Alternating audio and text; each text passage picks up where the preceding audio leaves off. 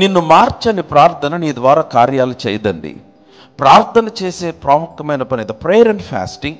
ప్రార్థన ఉపవాసం చేసే అతి శక్తివంతమైన పని ఏంటంటే it will first change you.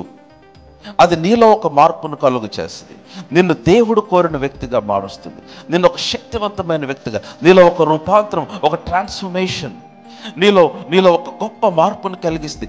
నీలో పనిచేయని ప్రార్థన నీ కొరకు పనిచేయదు. నీలో పనిచేయని ప్రార్థన నీ ద్వారా పనిచేయదు. చాలాసార్లు మనం ఏదో దీవెన పొందటానికి, ధనం సంపాదించడానికి చాలా ఆలోచిస్తాం.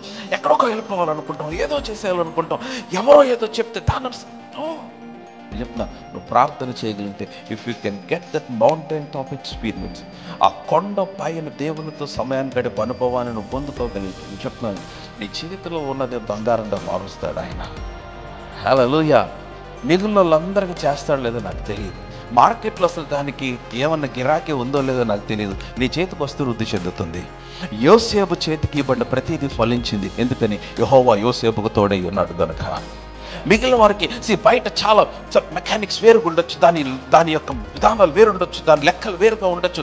ఇది చేస్తే బయట ఇట్లా ఉంది, ఇట్లా ఉంది, ఇట్లా ఉంది, ఇట్లా ఉంది. అయ్యా నీకు దేవుడు నీకు చెప్పాడా? నువ్వు దేవుడి సన్నిధిలో గడిపావా? ప్రార్థన చేసావా? దేవుడికి ఒక వాగ్దానం ఇచ్చాడా? మీలో ఒక కన్విక్షన్ ఉందా? దేవుడితో మాట్లాడే ప్రార్థన, ఉపవాస అనుభవంలో నుంచి నిర్ణయం తీసుకున్నావా? నేను చెప్తున్నాను, నీ చేతికి ఇవ్వబడినది నిశ్చయంగా ఫలిస్తుంది. నీ చేతికి ఇవ్వబడింది నిశ్చయంగా వృద్ధి చెందుతుంది. ఎందుకని? నువ్వు కొండపైన అనుభవంలో నుంచి వస్తున్నావు కనుక. So God wants you to be prosperous.